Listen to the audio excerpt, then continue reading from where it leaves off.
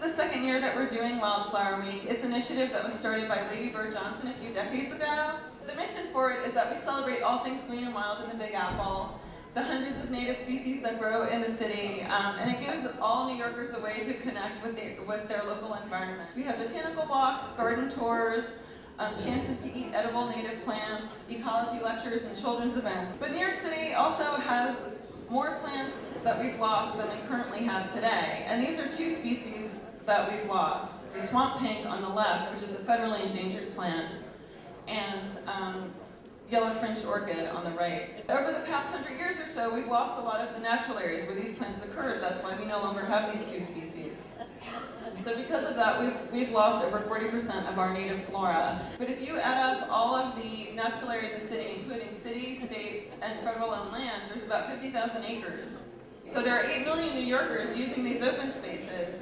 And so then you can imagine what happens to these plants. They don't live in a utopia. There are studies that show that there's a one-to-one correspondence between habitat destruction and species loss. So in other words, every time a habitat is destroyed, you're losing species. It's not hard math.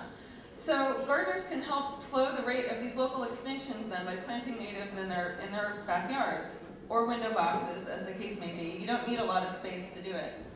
New York City actually has 3 species of blueberries that grow wild all throughout the city. And yes, they're real blueberries that are edible.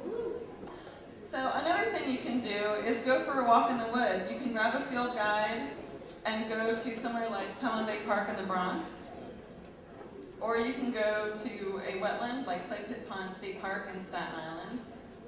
Or you can go to a grassland like White Island in Marine Park in Brooklyn.